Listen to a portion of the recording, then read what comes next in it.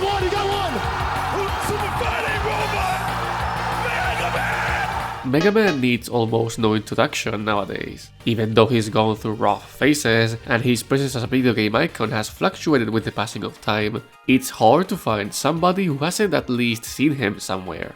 In fact, he's proven to be a versatile character, given that he's taken part in fighting games, kart racers, TV shows, and more. As for his own games, now in 2026, MegaMan is experiencing a rebirth, for the third time that is. With the very first unnumbered entry approaching and his 40th anniversary on the horizon, I couldn't think of a better time to wind back the clocks and see how this blue metallic hero walked its first steps.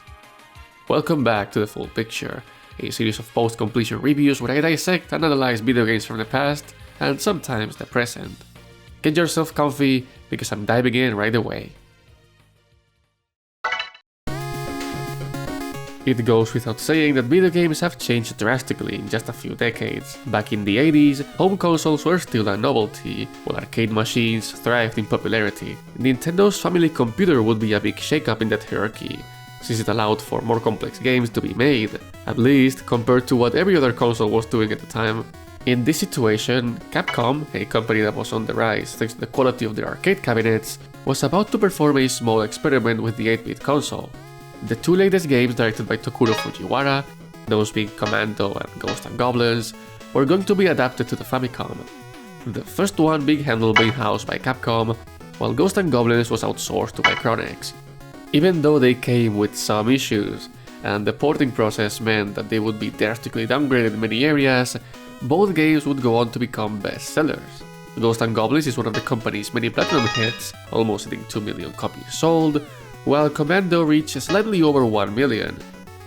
The experiment had its results now. The Famicom, known as the NES overseas, went from a guinea pig to a priority for Capcom, and thus, the plans to release a game exclusive to the system would soon begin. Enter Akira Kitamura.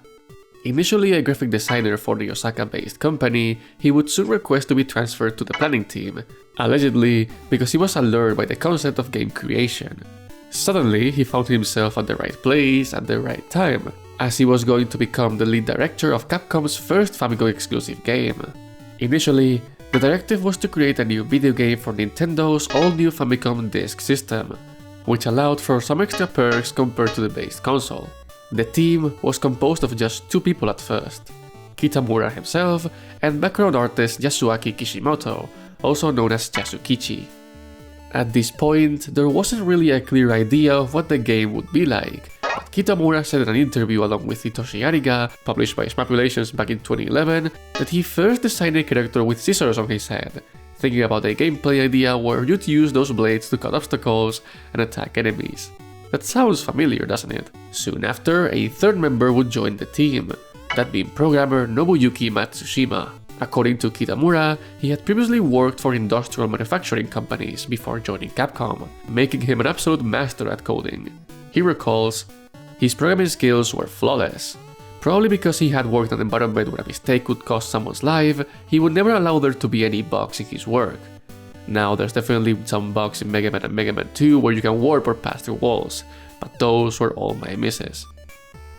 With a programmer tagging along, the game could finally start taking shape. The team decided on an action game right away. Matsushima would soon program a character using a development kit, giving him control physics akin to Super Mario Bros., which Kitamura recalls felt very fluid, but not suitable for the game they had in mind. The idea to have a character with a firearm was set in stone from the beginning, which meant that Mario's inertia would clash when players tried to properly aim their weapon. He described it as more like a turret. The team would play around with this idea during development, but its presence would be greatly reduced as time went on. In fact, the game's director first thought of making MegaMan a side-scrolling shoot-'em-up, but given the limitations of the hardware, having many enemies on screen would be impossible without drawbacks, and thus, Kitamura changed plans. He then thought of a platformer that could improve on some of the core ideas established by Ghosts and Goblins, adding in the concept of non-linear progression. The protagonist was, at first, a ninja character, who would learn different techniques from enemies, something that Kitamura was inspired to create thanks to tokusatsu shows like Ninja Capture. Action TV series weren't the only sources of inspiration. since he recalls taking cues from manga and anime as well, specifically Astro Boy, Neo-Human Kazern, Time Bokan, Kikaider, Kamen Rider and Devilman, among many others. In the end, he settled for a humanoid robot character, adapting his idea of learning techniques to copying weapons, which he would tie to the story by making all of the characters being designed by the same company, or in this case, the same person. That ninja capture influence can be definitely seen in early drafts for MegaMan's design, which we recently got to see thanks to the Great Capcom exhibition last year. Along with them, some very interesting details were revealed. We got to see design documents, early drafts for the story, weapon explanations for stuff like the magnet beam, and many elements that never made it to production, like an unused giant boss that seems to be a giant mother computer. Some parts of this boss were found later inside the game's code, which makes for some fun trivia. Back to MegaMan's design, tokusatsu shows also inspired the concept of MegaMan changing colors when using different weapons. In the words of Kitamura himself, "In the beginning, I imagined a character like MegaMan equipped with some kind of weapon, but when you transformed, your whole appearance would change. You know that little protrusion on the top front of MegaMan's helmet? When you change weapons, it was supposed to change like the Ninja Captor characters' helmets, and show a little symbol depending on the weapon's element. That idea would also have to be modified due to hardware limitations, which resulted in MegaMan changing colors depending on the equipped weapon. Speaking of colors, the character's iconic blue armor required some back and forth between team members. Kitamura mentions that the first drawings he made had him colored in white, like a ball of mochi, as he felt that would really emphasize the changing colors when a different weapon was equipped.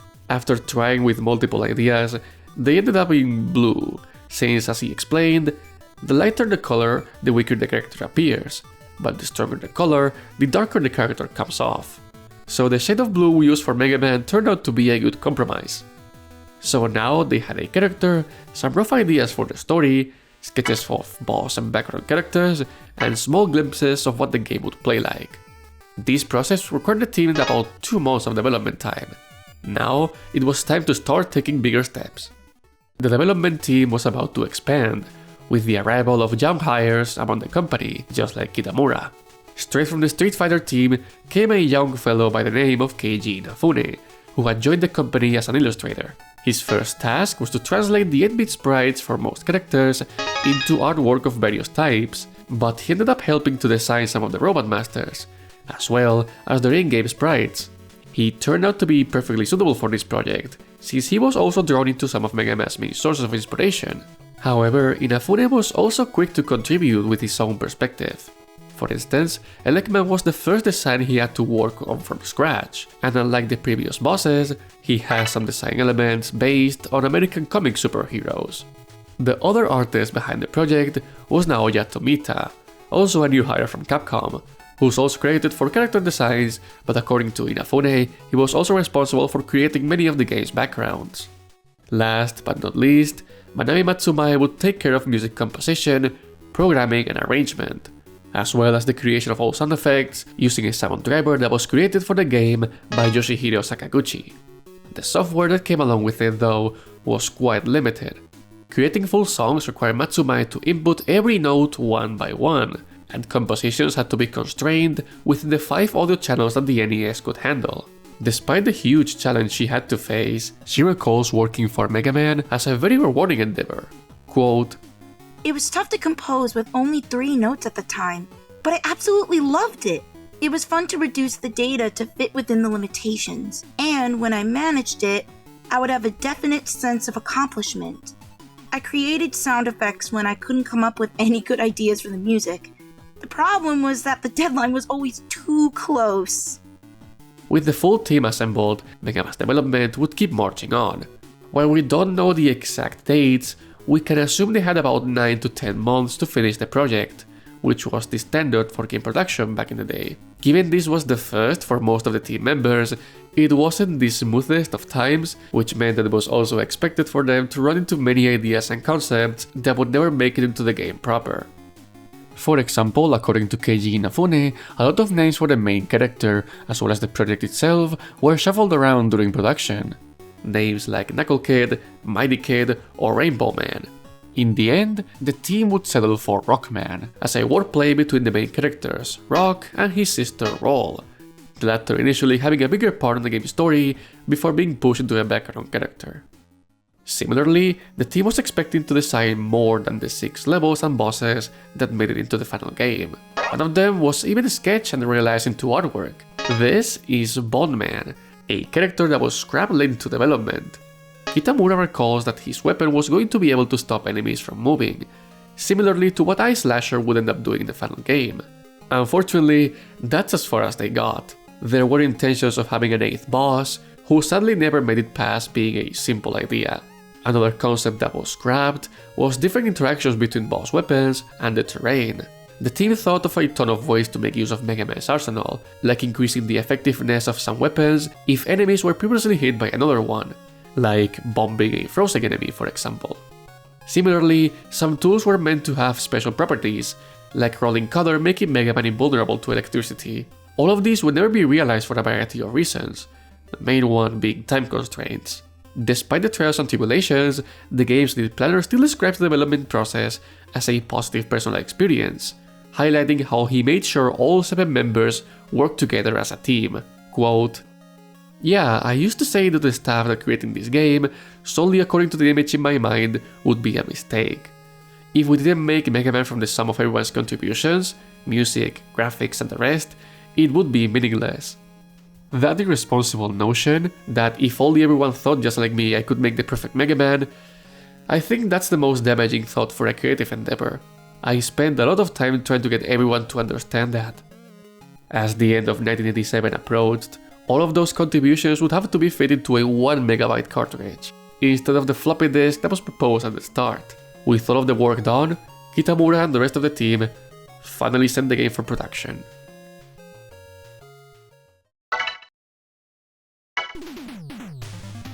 Rockman would release in Japan on December 17th, 1987, a perfect time frame considering how the holiday season always brings an influx of sales for video games. That said, Capcom's new hero would have to face some tough competition, as games like Final Fantasy and Metal Gear would release within a similar time frame. The critics, at the very least, were somewhat pleased with Rockman's quality. Famitsu, the biggest video game magazine in Japan back then, gave it a score of 24 out of 40. Remember, these scores are based on the opinions of 4 separate critics, who rate the game from 1 to 10. The 4 reviewers that tackled Kitamura's creation were positively surprised about the game's non-linear progression and the calculated, challenging action that most levels provided. But on the other hand, they also commented on how difficult they can be, even from the start, bringing up the requirement to beat stages in a certain order if you really want to see the ending. 2 7s and 2 5s. Oh well. Granted, no matter the lukewarm reception, Rockman would go on to sell pretty well in Japan, even warranting a reprint in the spring of 1988, which allegedly Capcom was not expecting. But the biggest victory for the developers during the game's early days in stores was being able to send Rockman overseas, starting with the US. The localization process carries an interesting story all by itself. The game will be required to release very shortly in the United States if they wanted to hit stores before the holiday season was over.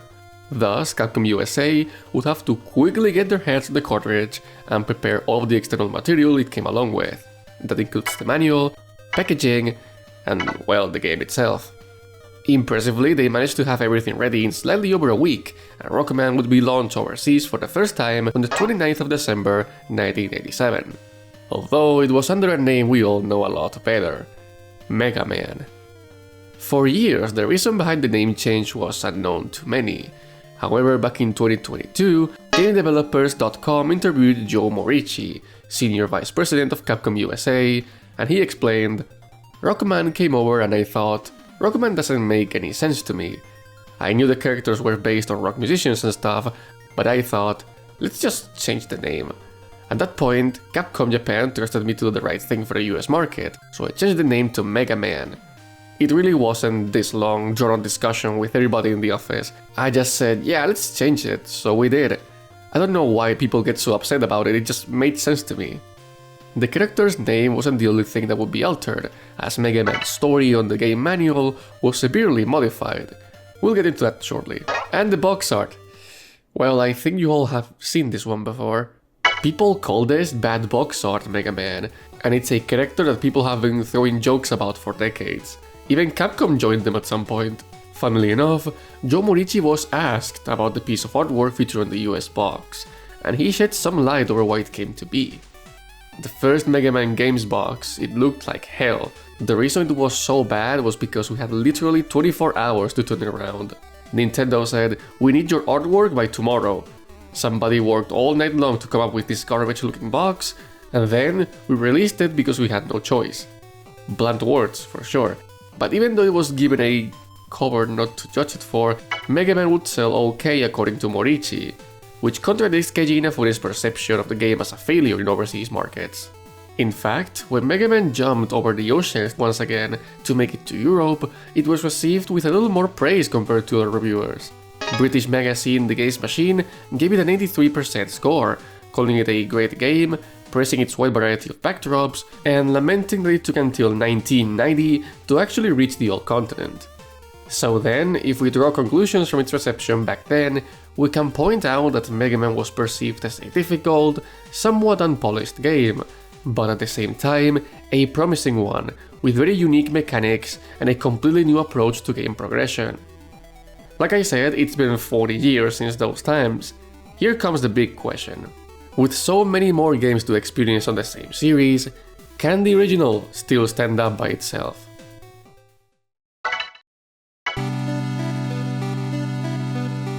Mega Man takes place on a semi-futuristic world, in the now iconic year of 20XX. Robotics have improved vastly over time, and machines are now a part of everyone's daily life. A new era is upon the world, however, thanks to a scientist named Thomas Light. Already an expert in robot engineering, Dr. Light jumped to fame after he created the Robot Masters, a team of 6 humanoid androids designed to aid workers doing very physically demanding jobs, like waste disposal, timber felling, and construction. Even though they become immensely successful, things quickly go south for Dr. Light, as his creations are stolen by Dr. Albert Wiley, a former friend and colleague. After their university days, however, both scientists had a falling out.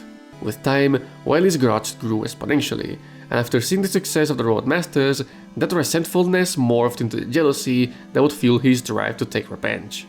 So, with the Robot Masters under his possession, he alters their programming to become aggressive, sending them to cause havoc and destroy Light's reputation in the process. It all seems lost, until Rock, one of the 2 robotic assistants of Dr. Light, and a precursor to the Robot Masters, decides to volunteer. Following his sense of justice, he convinces his creator to turn him into a combat robot, so he can go out there and stop his siblings. Thus, Mega Man is born. Equipped with a plasma cannon on his arm and the ability to copy the weapons of his opponents, he is the only one that can restore peace. All of this story is perfectly in line with the Japanese shows the character is based on, and it really gets the job done. It's simple, it presents all the characters pretty well, and it gives you all the context you need to understand what's happening. Although, you ain't going to find any of it by playing the game. After you press start on the telescreen, it's just pure gameplay until the ending. This used to be a common thing among early NES games. You'd be lucky to get a poorly translated text scroll back then. The synopsis of the plot was reserved for the manual, although since then, the initial setup for Mega Man's origin has been expanded in future games, as well as through external material like the Archie comics or Mega Man Megamix as a quick example. Both of which I heavily recommend, by the way. That said, US players got a slightly different version of the story. Given the conditions it was conceived under, the American manual takes some liberties with the game's narrative.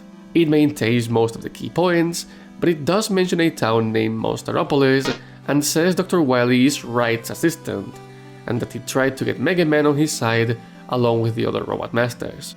It also excludes Rock volunteering for the task, which is a shame. I can't be too hard on them though, because remember, they had like 1 day to edit the whole thing and send it to the printer. And besides, given the American version, just like the Japanese one, doesn't have any story inside the game itself, it's not that much of a bother, really. Furthermore, even if you don't check any external material, future games would tell you more about all of the main characters' origins and motivations.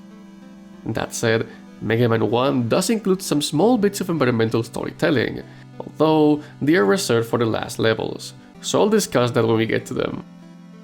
Alright, how about we press start and actually get to play the game.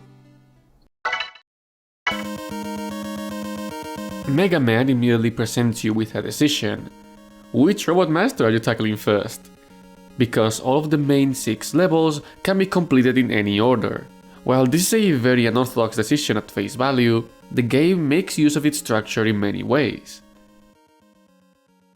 To begin with, even if it's up to the player to choose how to structure every playthrough, the stages themselves are linear. Each one of them will present a series of platforming challenges and enemies, and at the very end, you'll come face to face with a Robot Master. Defeating it will award you with its weapon, which will be permanently added to Mega Man's arsenal. Unlike the Plasma Cannon, these have limited ammo, as a drawback for their power. Robot Master weapons are not only useful for stage traversal, but they are designed to be the weakness of a specific boss. That means that after you conquer your first level, you have a much higher chance of clearing every subsequent stage, if you happen to choose the right boss to tackle next. Of course, you won't know the right order from the get-go, meaning you'll have to experiment and replay the game a couple of times until you discover what each Robot Master is weak to. Furthermore, if you feel like a level is too much for you, after running out of lives, it's possible to leave a stage and try a different one, which is a godsend when trying to find the easiest level to tackle first. Because, and this is the fun part, not every stage is equally difficult. With all of these ideas combined, Mega Man is going for a very arcade-like experience. Not only because there's a score counter that's not worth much, but because the more you play it, the better you will get, not only skill-wise, but your knowledge of what all the enemies and bosses are weak against will expand, meaning using your head is as valuable as having quick fingers. This is a lot of nuance for such an old game, and it's something that would stay on the series going forward, so you can say they nailed the core ideas of the gameplay on their first attempt. That said, everything is fine on paper, but as any platformer, controls and level design are crucial. So, how does Mega Man fare in that aspect? Well, it's complicated. Even though it was greatly reduced during development, Mega Man does have some weight to his movements. Running has both a startup and a small period of deceleration when trying to come to a stop. Jumps have a very natural feel, and gravity is a factor when falling from high places. Even if the inertia he carries can make platforming quite slippery, especially when small chunks of ground are involved, the jumping is what separates Mega Man from almost every platformer of its time. Players have absolute freedom to control the blue robot, even when he takes off the ground, meaning it's a lot less demanding than, let's say, Ghosts and Goblins. Shooting the Buster also feels great. You can have 3 bullets on the screen and they come out immediately as you press the button, meaning it's always possible to react to all that comes your way once you build up enough skill. When you don't, Mega Man does have knockback when taking damage, but unless you're in the middle of a jump, it's rare that you die due to being bonked into an instant death hazard. Speaking of damage, Mega Man has a health bar, and damage across most of the game is pretty lenient, barring some exceptions. And that health can be replenished with energy capsules found across the levels. After defeating enemies, you can also get both energy and ammo pickups, but the most common drop are these small balls that will give you extra points after clearing the level. So when it comes to the rules, it's very fair in nature, except there are specific elements that are not. For instance, spikes are not only an instant death hazard that is used somewhat often, but they pierce through iframes, meaning it's possible to lose a life after one unfortunate hit. Thankfully, it's not a common occurrence, but when it happens, it is pretty annoying. So, even though he's a little slippery, the blue fellow feels really good to control once you get the hang of the physics. But no game can exist without proper level design, even less a platformer. And in that regard, Mega Man can be sketchy. When you start the game, your cursor will be hovering over Cutman by default, and frankly, this is one of the best levels to start with. You are immediately introduced to basic elements like ladders, enemies appear in progressively harder setups, and even though the theming isn't great, you can distinguish the multiple sections across the stage, from scaling up the wall to the insides of the building filled with octo batteries. Once you finally emerge at the top, you scale down the other wall, and by then, the stage is over. Cutman's level is almost like a blueprint of what MegaMan levels should be. Kitamura explained that his approach to enemy placements was based on waves of 3. And you can see that very clearly here. The first screen of a specific idea for a challenge is simple enough, and then it becomes trickier before ending with a screen that's not as tough but still tests your might. That also makes this level very fun, since it keeps throwing new curveballs at the player. The same can be said about Bombman's level. Despite the initial jump scare, it's a very good stage that follows the same conventions as Cutman's. This one will have you dodging bombs and explosions while dealing with a variety of enemies. You won't get deadly hazards until later in the stage, so you have time to learn how to fight each foe.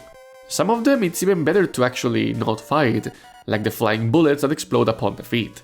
Bombman also introduces one of the coolest enemies in the game, Sniper Joes. These guys can only be damaged when they're not holding up their shield, which only happens when they jump or fire at MegaMan. This turns every encounter into some sort of mini-boss, since trying to run away from them is a very bad idea. They force players into holding their reaction times and fire as soon as he makes his move, Wild West style. Actually, MegaMan showcases some really advanced enemy behavior for its time. Most of them will either react to your movements or target MegaMan's position, making them feel alive in a way.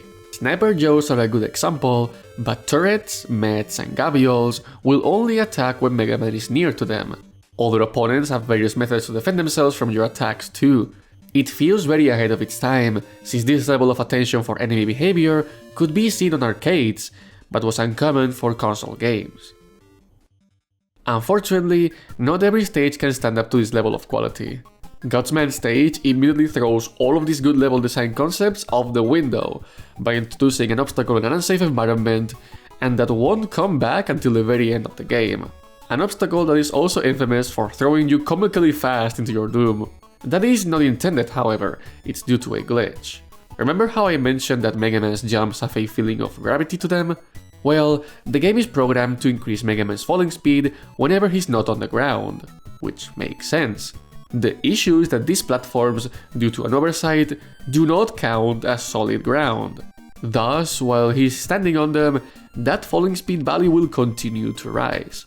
If you just jump from one platform to the other, it will be fine, since jumping resets vertical velocity, but try walking off from them and, well, gravity will catch up to you.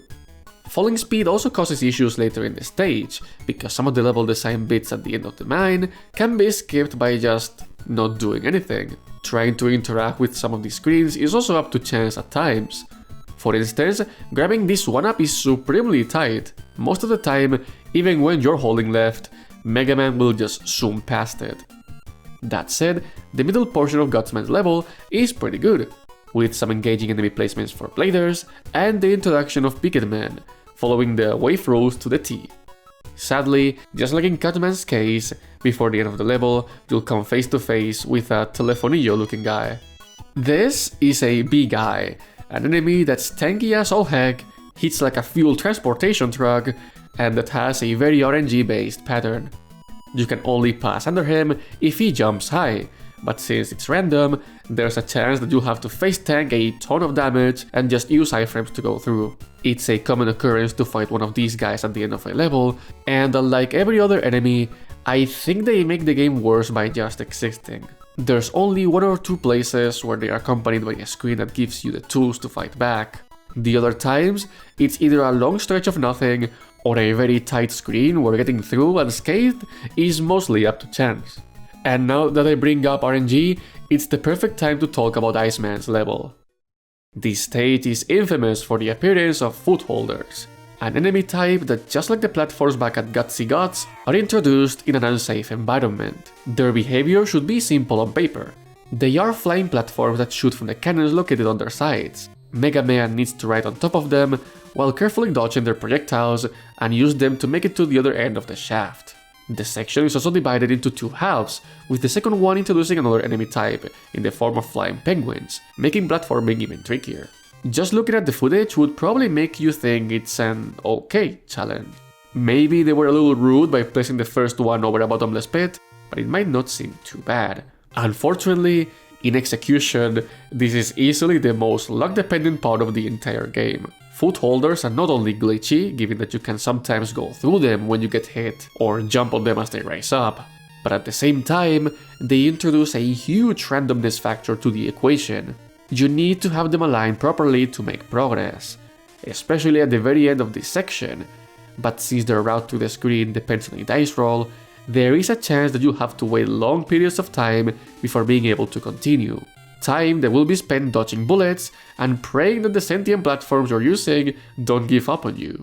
Another point of pain for many players is the fact that this screen is located at the tail end of the level, meaning if you kick the bucket too many times, you'll have to restart the whole thing.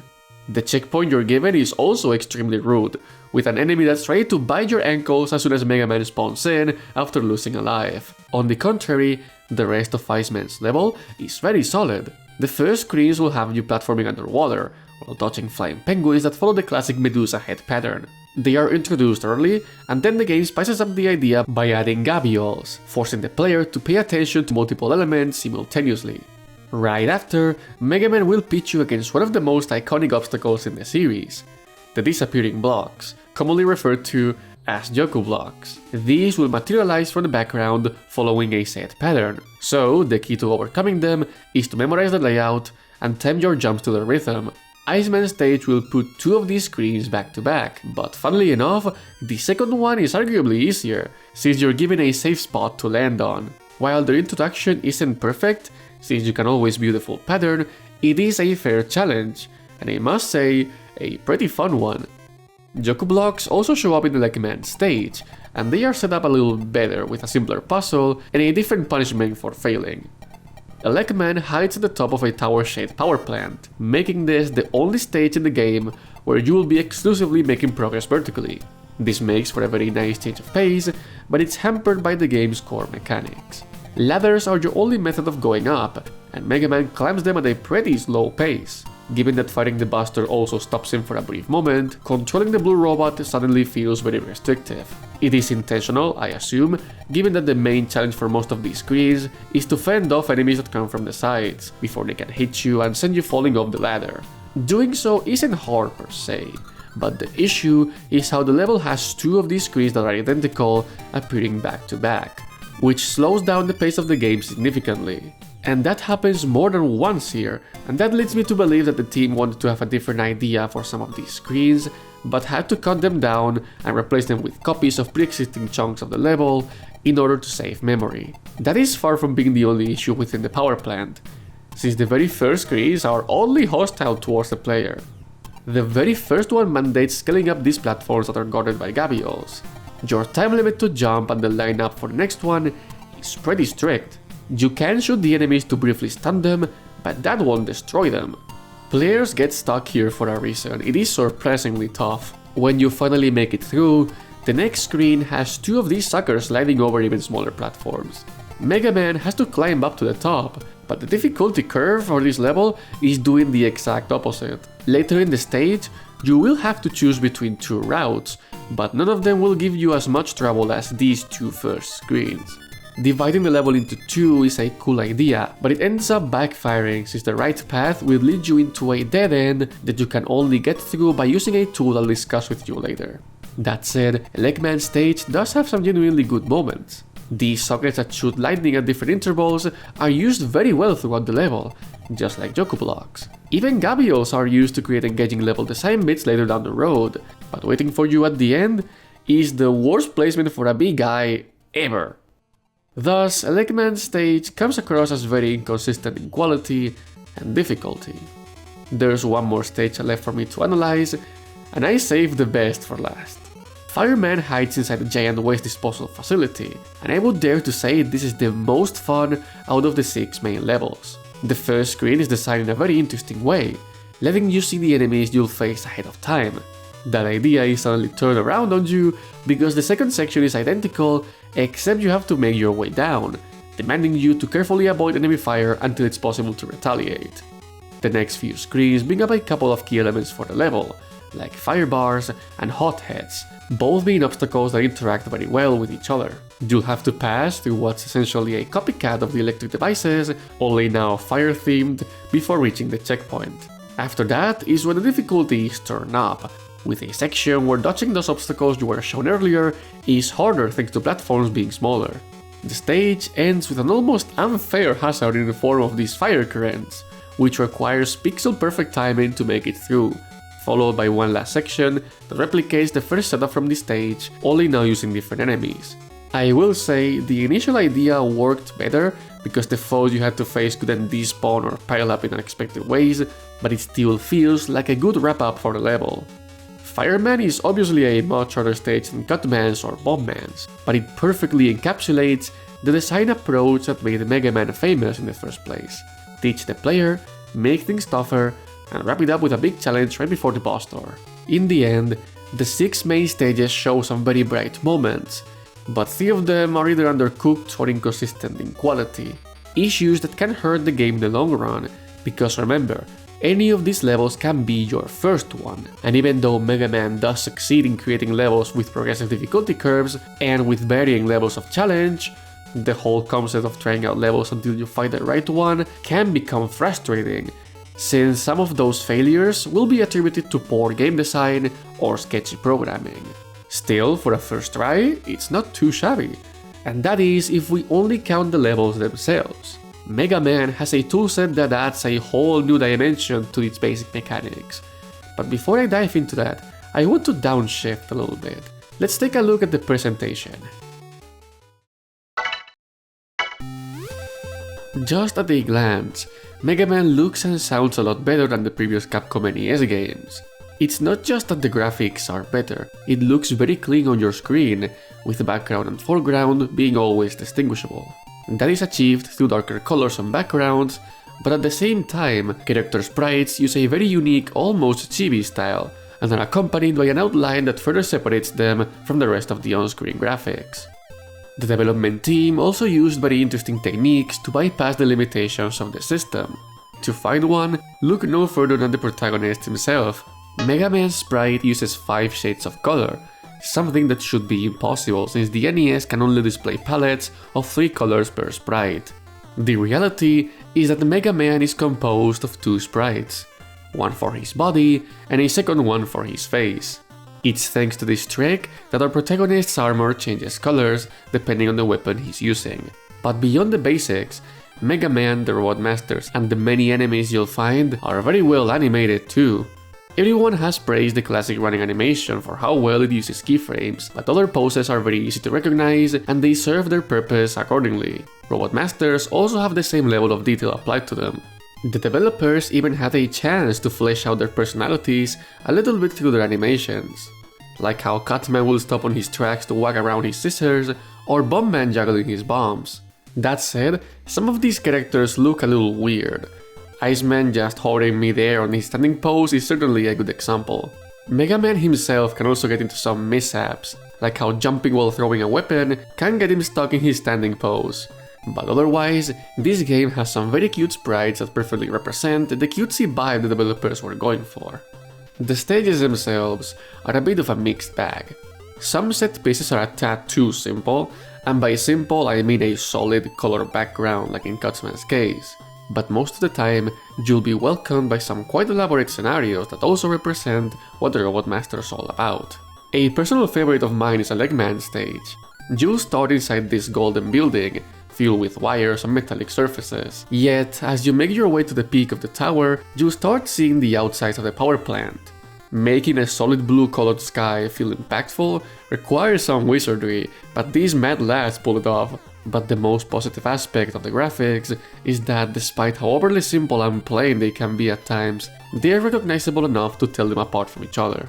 You can show people who played this game a close-up of some random tile sets, and I bet most of them will be able to point out where they come from.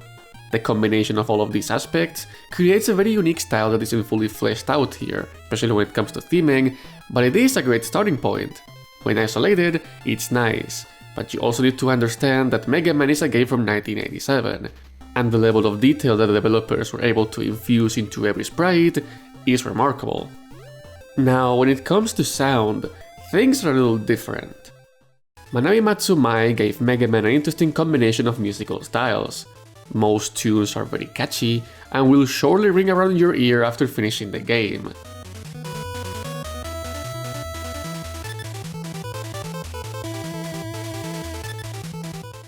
while others go for a more atmospheric vibe, if that makes any sense.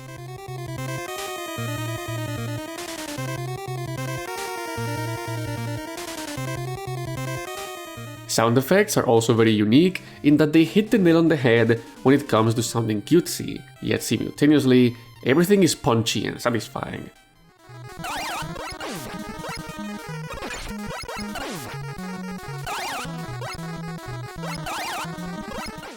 Player feedback is a little weird sometimes though, since elements like the fire pillars in Fireman stage will play the hit sound effect even if they can be destroyed. But MegaMan is also hampered by its primitive sound programming. The software designed by Sakaguchi works, but it's far from perfect. Some tracks sound warbly, for the lack of a better word.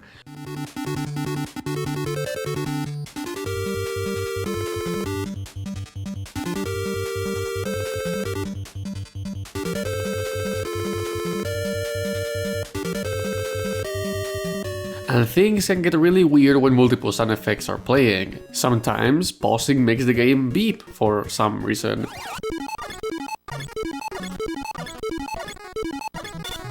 The limitations on the sound channels is expected, but if you allow me to be really nitpicky for a second, I always found it sad how the iconic stage start theme doesn't play properly in game.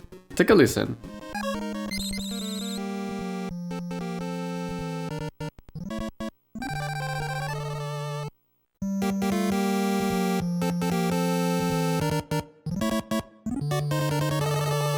Still, even with its issues, I think the soundtrack for MegaMan is memorable in a way. Its vibe is certainly different compared to other games of the time, and that really makes it stand out. Speaking of standing out though, we've talked about the Robot Masters in passing, but how about we give them a little more attention?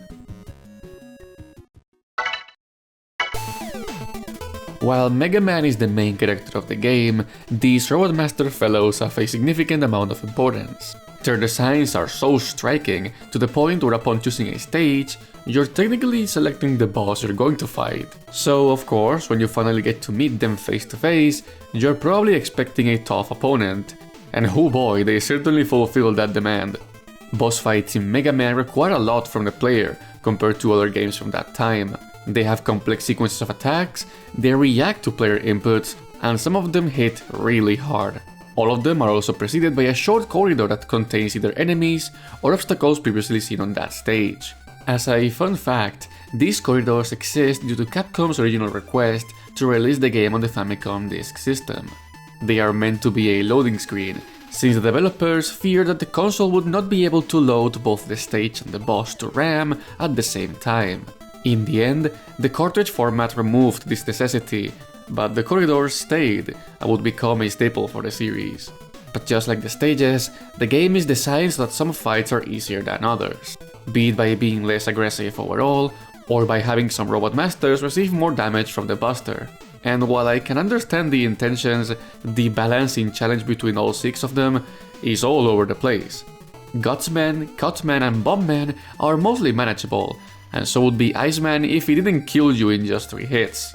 But the other 2, it took me years to understand how to fight them, at least without resorting to using their weaknesses, and man, they are brutal. Let's quickly analyze them so you can see what I mean. Elecman is designed to shoot his Thunder Beam whenever he crosses over some specific points of the arena. That small window of opportunity where he's standing still is also the perfect moment to damage him, since at any other time he's able to react to MegaMan's shots by jumping forward or backwards.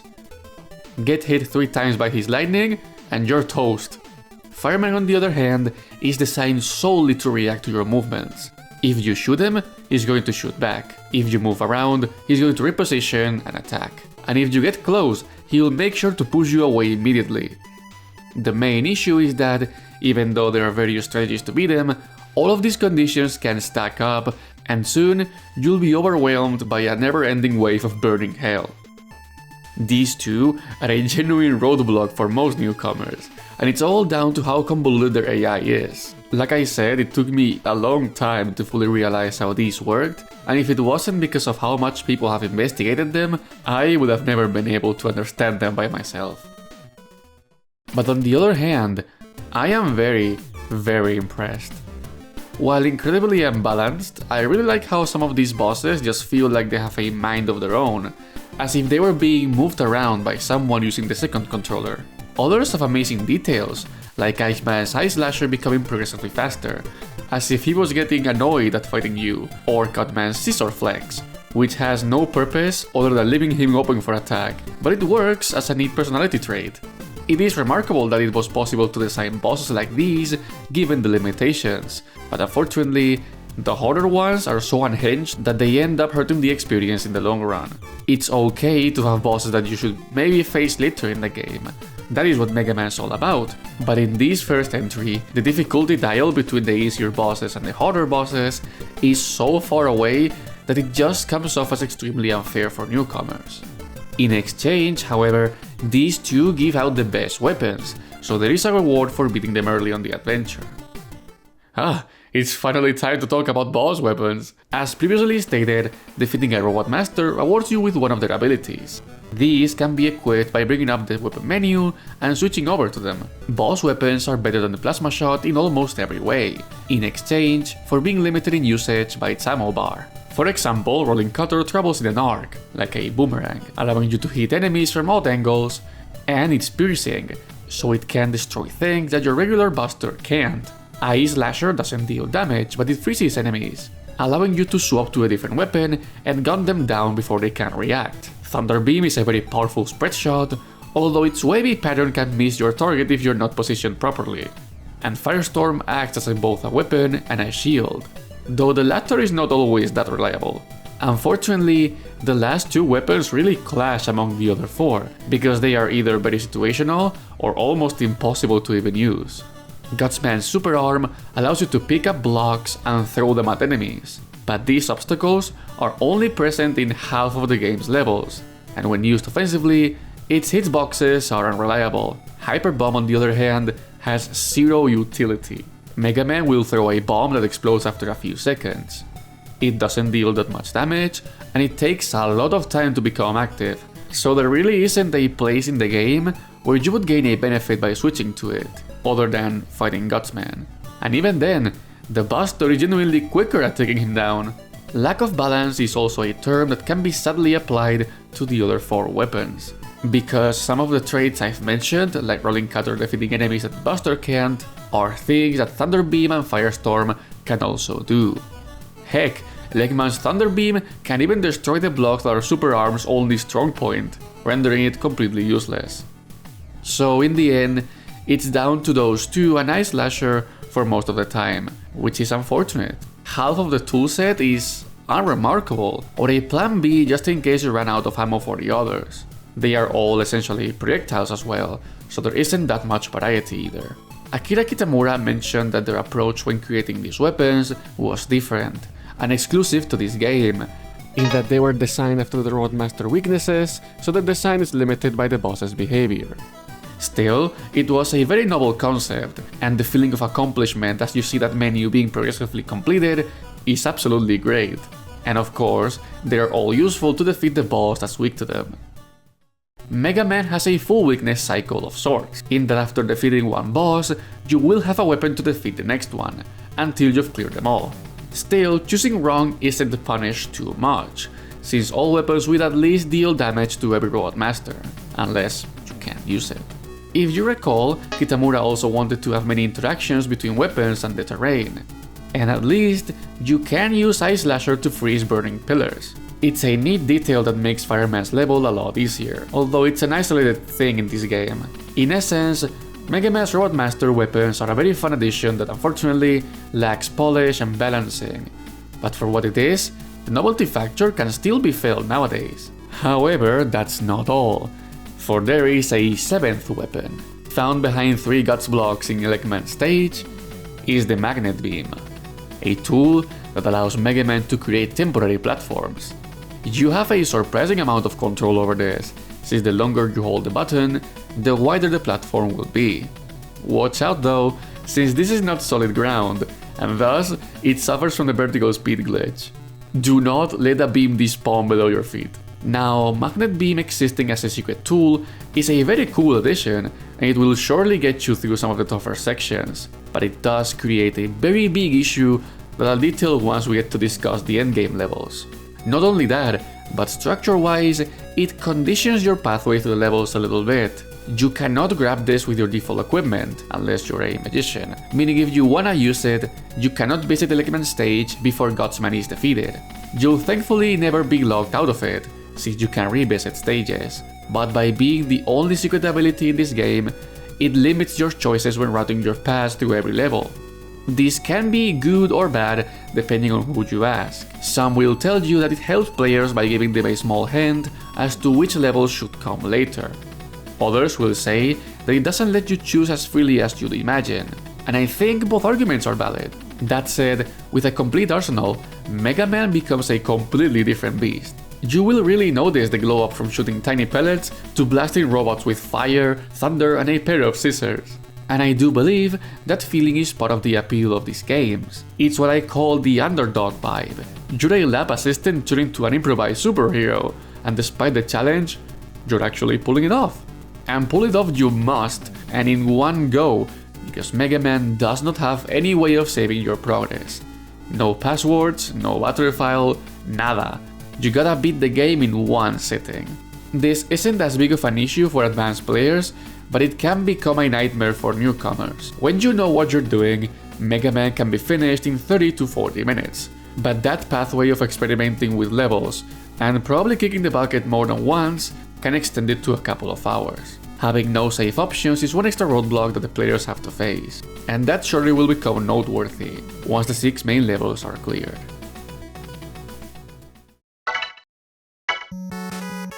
Once every Robot Master is defeated, Dr. Wily will finally show up. He gives a massive reward of points too, so you can probably assume that the old man is preparing some crazy stuff for you. You'll start outside the abandoned robot factory that the scientist is using as his makeshift headquarters. And I hope you like big guy enemies, because that's all you're gonna see for the first minute or so. Thankfully, now you should be more than well equipped to deal with them. Soon enough, you'll run into the entrance, which requires Super Arm or Thunder Beam to open up the pathway to the inside, where you can use Ice Slasher to freeze the burning pillars and turn them into platforms. What I just described is a very interesting way to make use of the fact that the player has all of the weapons by now. So if somehow they didn't find or trigger specific reactions by using them throughout Robot Master stages, they surely will now. I'd say this is a fun way to shift from the design conventions that non-linear progression requires, to a more traditional level-by-level structure. Unfortunately, beyond the first checkpoint, which can be a nasty challenge by itself thanks to the iframe-piercing spikes, you will be thrown into the worst screens of the entire game, back to back. First, you'll have to platform across the returning food holders, now accompanied by a bed and a ceiling of spikes. Remember when I mentioned that the route these guys follow is designated by RNG? Well, it's the most apparent here, because the very first foot holder will often just stay up there, and unless he comes down, there is no way to progress. Even worse, because it's up to chance if that happens or not, there's the possibility that you'll have to spend minutes just waiting for this flying son of a gun to let you get a move on. It's no wonder everyone just uses Magnet Beam to skip this section. Speaking of Magnet Beam, I really hope you have it, because the very next screen is impossible to clear without it. This is what I was talking about earlier. Even though the thing is completely missable, it suddenly becomes a requirement to complete the game with no warning. Meaning if you missed it, the only thing you can do now is to lose all your lives, return to stage select, and play through Elecman stage again to grab it. This is a textbook example of a design issue that is unfortunately one of those big flaws that you end up warning people about before recommending this game. At the very least, if you have Magnet Beam, you will also have unlimited attempts at clearing the screen, because there are 2 respawning ammo pickups waiting for you right below it. But man, what an unfortunate sequence of level design mishaps. I know a lot of people who quit the game thanks to it. It's either that or the guy that comes right after. Anyway, time to fight Wily. Psych! Say hello to one of the most iconic bosses in the entire franchise, the Yellow Devil. Rock monster did you leave overseas? This guy is the personal nightmare of so many fellow Mega Man players. He will surprisingly enter the room from the left side, a trick that is almost guaranteed to catch you off guard on the first time. After he completely shapes up, an eye will appear at a random point of his body and shoot out a singular bullet. This eye is his only weak spot, meaning you'll have to react and counterattack before it closes out. After that, he will disassemble and move to the other side of the room, before repeating the same thing all over again. Thus, Yellow Devil becomes a test of memorization. His pieces will always fly out in the same order, so if you can learn how to dodge it once, you'll be able to come out unscathed every time. It is a brutal challenge for sure, but it is one of those things that feel like a major accomplishment after you finally nail that last shot and watching blow up into a silhouette. Yeah, huge bosses like Yellow Devil aren't really sprites, but a part of the background. A clever trick designed so the team could make them massive without compromising performance all that much. Kitamura recalls a fun story about coming up with this trick. Quote, "The idea to make use of the background layer for a boss was something I wanted to do from the beginning. It wasn't any kind of special fixation of the background layer. Rather, it came from necessity, from thinking about the Yellow Devil's attack pattern. The only way we could do a boss like that was to utilize the background layer. At the time, one of the managers at Capcom saw the Yellow Devil and went, whoa! That was half the battle right there." Even after so many years, it's amazing that people still remember this boss. So yeah, he definitely left an impact on many players, whether it was mentally or quite literally. That said, there's another reason why this boss is so popular, and it's because he's often the guinea pig for one of MegaMan's most infamous and helpful glitches. I present to you the pause glitch. So, for whatever reason, aside from the weapons menu, you can pause the game by pressing select, acting as a more traditional way to halt the gameplay. However, unlike the weapon menu, using the select button doesn't remove projectiles from the screen, so if you can fire a weapon and then pause as it's going through an enemy, that projectile will remain inside its hitbox. If you wait for the iframes to run out and then unpause, you'll score another hit. Now if you put 2 and 2 together, you'll realize how with proper timing you can pause, wait a moment, unpause, then quickly pause again to keep dealing damage with a single shot. That, my friends, is how you one-shot the Yellow Devil. However, he's not the only boss you can defeat this way. Every single enemy that has iframes is susceptible to this glitch, meaning you can one-hit KO all of the robot masters if your timing is good enough. Thus, if you're having a ton of trouble, or you just want to flex your knowledge in front of your friends, you can always play this unintended trump card. Nevertheless, this guy is clearly not Dr. Wily, so the adventure needs to continue. The robot factory is split up into 4 sections you need to conquer back to back. Worry not, if you game over, you can continue on that very same stage. The only drawback of this final gauntlet is that MegaMan won't get his weapons refilled after every stage, a fun limitation that adds a component of energy management to this final section. The second area is the bridge that connects the 2 buildings of the facility. While the first level was all about weapon usage and some tricky trials, this one brings back elements from Cutman and Bombman's layers, only now placed in harder and more punishing combinations. I love how even though we don't get to see it, the robot factory seen in promotional material is exactly the same as it is in game.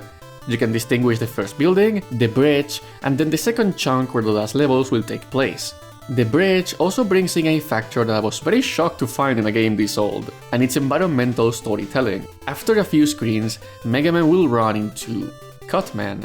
Weird, given he was destroyed earlier. Then, after battling through bombs and turrets, suddenly Elecman is back too. These fights are identical to their original counterparts, though a different terrain makes for some small differences. Cutman can be defeated with his weakness, since there are no blocks, and Elecman has the same behavior, although it's a little harder to fight him without having a safe spot. The second half of the stage has MegaMan descending down into the entrance to the second building, becoming a much better designed level than the first one. You can get into cheap shots sometimes, but every screen feels like a proper test of skill compared to the original stages that it's pulling obstacles from. At the very end, you will find the cause of the problem. Dr. Wily has created a machine that can clone robots, which explains the sudden revival of past foes. Though now you're inside that machine. This is Copy Robot, one of the tougher fights in the game. He has the exact same abilities as MegaMan and will always attack with any weapon you have equipped, meaning it will always become a mirror match no matter what you do. Funnily enough, if you pay close attention to how he behaves, you might find his pattern to be quite familiar. That is because he is essentially Elecman. Yeah, he's using the exact same code as him, so if you knew how to handle him, you can probably make your way past Copy Robot without too many issues.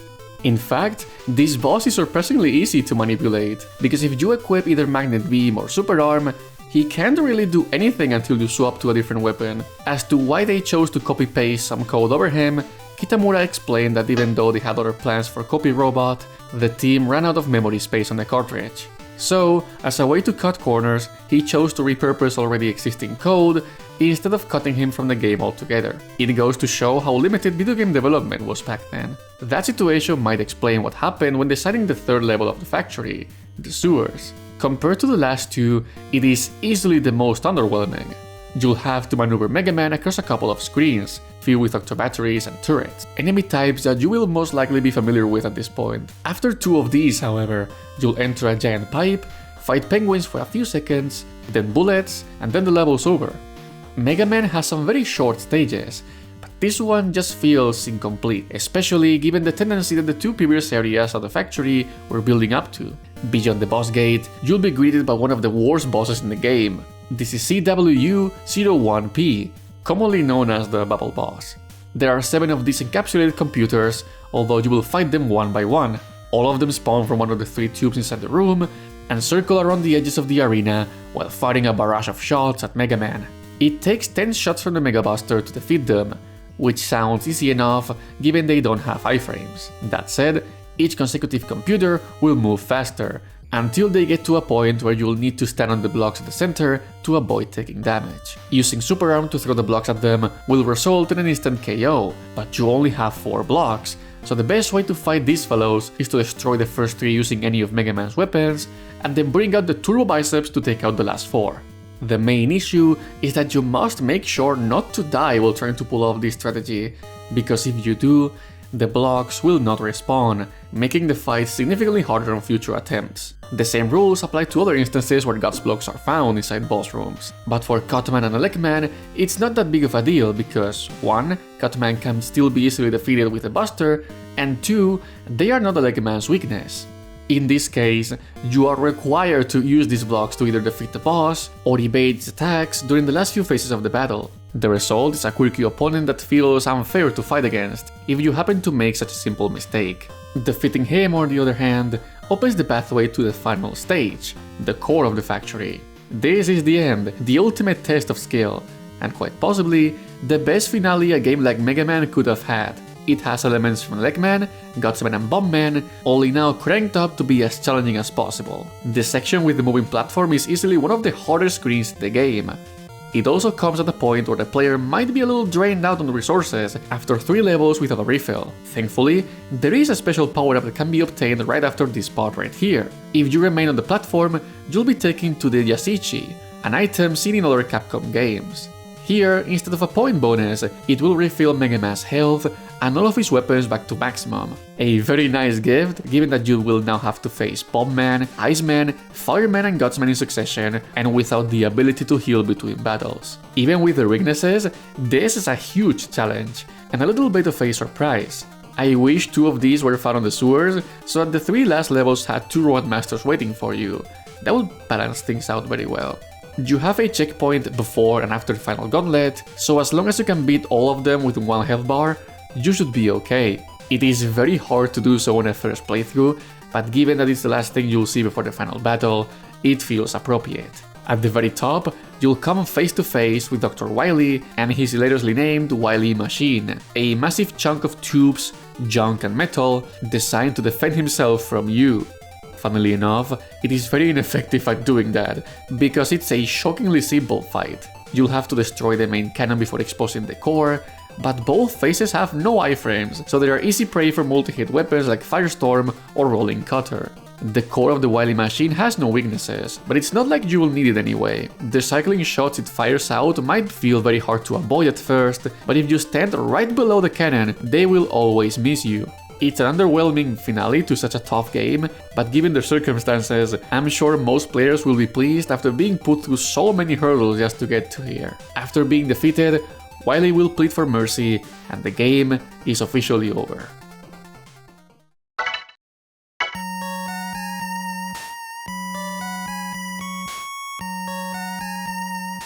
This melody will sound very familiar to MegaMan fans, because a future entry would fit it into one of the most iconic pieces of music in video game history.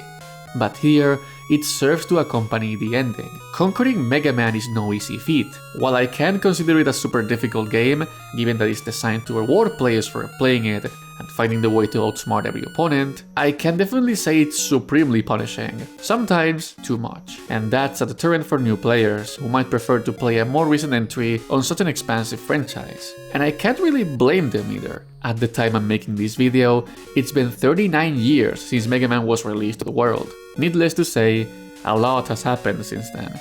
But I strongly believe that there is still value to this very first entry in the series. Yes, it's flawed, janky, unpolished, unbalanced, and sometimes too complicated for its own good. Yet, between those jagged edges, you will find one of the most genuine video games ever created. Kitamura's team was able to pull off a very impressive feat back in '97, in that Mega Man plays like a late NES game.